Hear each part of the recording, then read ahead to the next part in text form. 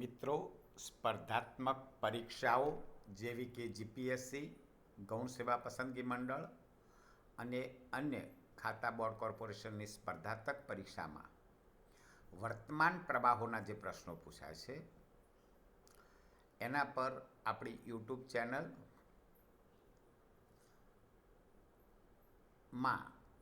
આપણે 10 વિડીયો મૂક્યા છે. આજે વધુ કેટલાક એપ્રિલ મે મહિનાના કરંટ અફેર્સ વિગતે સમજીએ. ખાસ રિપોર્ટ 301 કયા સંગઠન દ્વારા પ્રકાશિત કરવામાં આવ્યો છે? ખાસ રિપોર્ટ 301 કયા સંગઠન દ્વારા પ્રકાશિત કરવામાં આવ્યો છે? વિશ્વ વ્યાપાર સંગઠન WTO, વિશ્વ બૌદ્ધિક સંપદા સંગઠન WIPO, United state trade representative USTR અને આંતરરાષ્ટ્રીય વ્યાપાર આયોગ ITC. મિત્રો, સાચો જવાબ છે USTR, United states trade representative. હવે આના વિશે પણ થોડીક સમજ મેળવીએ, એટલે બીજા કેવા પ્રશ્નો આ પ્રશ્નના અનુસંધાનમાં પૂછી શકાય એ પણ સમજીએ, એટલે એની વર્ણનાત્મક માહિતીની પણ ચર્ચા કરીએ. યુનાઇટેડ સ્ટેટ ટ્રેડ રિપ્રેઝેન્ટેટિવ USTRનું લોંગ નોમ પણ પૂછી શકે પરીક્ષામાં. તો યુનાઇટેડ સ્ટેટ્સ ટ્રેડ રિપ્રેઝેન્ટેટિવ એ સ્પેશિયલ રિપોર્ટ 301 ભારતને ફરી એકવાર પ્રાયોરિટી વોચ લિસ્ટમાં મૂકવામાં આવ્યું છે. આ રિપોર્ટની અંદર ભારતને પ્રાયોરિટી વોચ લિસ્ટમાં મૂક્યું છે. આ 1974ના ટ્રેડ એક્ટ હેઠળ પ્રકાશિત વાર્ષિક સમીક્ષા છે.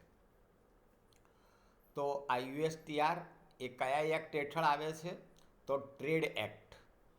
ટ્રેડ એક્ટ કયા વર્ષનો છે? 1974નો. આવા પણ પ્રશ્નો પૂછી શકે. આ રિપોર્ટ 1989થી દર વર્ષે બહાર પાડવામાં આવે છે. જે આ USTR રિપોર્ટ છે એ ક્યારથી બહાર પાડવામાં આવે છે? 1989થી દર વર્ષે. તે દેશોને priority foreign country PFC, priority watch list PWL અથવા વોચ લિસ્ટ તરીકે વર્ગીકૃત કરે છે. ભારત જેવા પ્રાયોરિટી વોચ લિસ્ટમાં રહેલા દેશોમાં ગંભીર IPR મુદ્દા જેના પર યુએસનું વધુ ધ્યાન આપવાની જરૂર છે.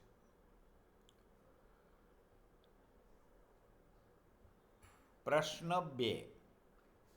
બાંધવગઢ રાષ્ટ્રીય ઉદ્યાન કયા રાજ્યમાં આવેલું છે? બાંધવગઢ રાષ્ટ્રીય ઉદ્યાન કયા રાજ્યમાં આવેલું છે? મધ્યપ્રદેશ, ઓડિશા, કર્ણાટક, તામિલનાડુ. મિત્રો, સાચો જવાબ છે મધ્યપ્રદેશ. આ બાંધવગઢ રાષ્ટ્રીય ઉદ્યાન વિશે પણ થોડુંક વર્ણનાત્મક સમજીએ, એને આનુષંગિક બીજા પ્રશ્નો પણ પૂછી શકાય. સુપ્રીમ કોર્ટે તાજેતરમાં મધ્યપ્રદેશના બાંધવગઢ રાષ્ટ્રીય ઉદ્યાનમાં ગેરકાયદેસર ખાણકામના આરોપ લગાવી અરજીને ફગાવી દીધી હતી. તેને કાયદાનો દુરુપયોગ ગણાવ્યો હતો અને અરજદારને ₹1 લાખનો દંડ કર્યો હતો. મિત્રો, આ ચર્ચામાં કેમ આવ્યો બાંધવગઢ ઉદ્યાન? તો કોઈએ સુપ્રીમ કોર્ટમાં અરજી કરી હતી કે અહીં ગેરકાયદેસર ખાણકામ થઈ રહ્યું છે. સુપ્રીમ કોર્ટે આ અરજી ફગાવી દીધી હતી અને અરજી કરનારને પણ ₹1 લાખનો દંડ ફટકાર્યો હતો. બાંધવગઢ રાષ્ટ્રીય ઉદ્યાન મધ્યપ્રદેશના ઉમરિયા જિલ્લામાં સ્થિત છે. તો બાંધવગઢ રાષ્ટ્રીય ઉદ્યાન કયા રાજ્યમાં આવેલો છે? તો મધ્યપ્રદેશમાં. એવું પણ પૂછી શકે કે મધ્યપ્રદેશના કયા જિલ્લામાં? તો ઉમરિયા જિલ્લામાં આવેલો છે. તે વિંધ્ય પર્વતોની પેલે પાર આવેલું છે, જે તેના જંગલી ભૂપ્રદેશ અને વન્યજીવન માટે જાણીતું છે. કયા પર્વતોની પાછળ છે? તો વિંધ્ય પર્વતોની પાછળ છે. તેને 1968માં રાષ્ટ્રીય ઉદ્યાન જાહેર કરવામાં આવ્યો હતો. આ બાંધવગઢ ઉદ્યાનને રાષ્ટ્રીય ઉદ્યાન ક્યારે જાહેર કર્યો?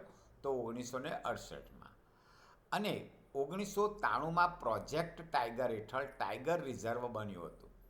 આ ઉદ્યાન તેના રોયલ બંગાળ ટાઈગર્સ માટે પણ પ્રખ્યાત છે. રોયલ બંગાળ ટાઈગર્સ માટે પણ પ્રખ્યાત છે. પ્રશ્ન 3. તાજેતરમાં સમાચારોમાં જોવા મળેલો રેબીઝ રોગ કયા પ્રકારનો છે? તાજેતરમાં સમાચારોમાં જોવા મળેલો રેબીઝ રોગ કયા પ્રકારનો છે? આનુવંશિક વિકાર, ઝૂનોટિક રોગ, ફંગલ ચેપ કે ઉપરોક્તમાંથી કોઈ નહીં?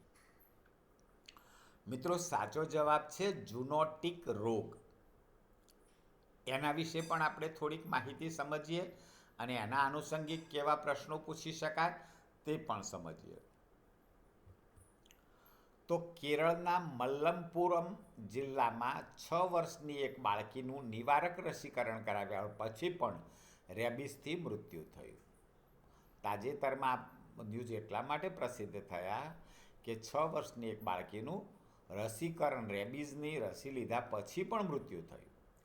એ રેબીઝ વાયરસ RABV-ને કારણે થતો જીવલેણ ઝૂનોટિક રોગ છે, જે ચેતાતંત્ર પર હુમલો કરે છે. આ રેબીઝ વાયરસ ક્યાં હુમલો કરે છે? શરીરના કયા અંગ પર હુમલો કરે છે? તો ચેતાતંત્ર પર હુમલો કરે છે. રેબીઝ વાયરસ શરીરમાં 2 રીતે ફેલાય છે. તે સીધા પેરીફેરલ ચેતાતંત્રમાં પ્રવેશી શકે છે અને મગજ સુધી પહોંચી શકે છે, અથવા પહેલાં સ્નાયુ પેશીઓમાં છુપાઈ શકે છે અને ગુણાકાર કરી શકે છે, પછી ચેતાસ્નાયુ જંકશન દ્વારા ચેતાતંત્રમાં પ્રવેશી શકે છે. એકવાર મગજમાં તે ગંભીર અને જીવલેણ બળતરાનું કારણ બને છે. પ્રશ્ન 4. ઓનલાઈન બાળજાતીય શોષણમાં સામેલ સાયબર ક્રાઇમ નેટવર્કને તોડી પાડવા માટે CBI દ્વારા તાજેતરમાં શરૂ કરાયેલ ઓપરેશનનું નામ શું છે? ઓનલાઈન બાળજાતીય શોષણમાં સામેલ સાયબર ક્રાઇમ નેટવર્કને તોડી પાડવા માટે CBI દ્વારા તાજેતરમાં શરૂ કરાયેલ ઓપરેશનનું નામ શું છે? મિત્રો, સાચો જવાબ છે ઓપરેશન હોક. એના વિશે પણ થોડીક સમજ મેળવીએ. Central bureau of investigation CBI એ તાજેતરમાં ઓપરેશન હોક હેઠળ દરોડા પાડ્યા હતા, જેથી વૈશ્વિક લિંક્સ ધરાવતા ઓનલાઈન ચાઇલ્ડ સેક્સ્યુઅલ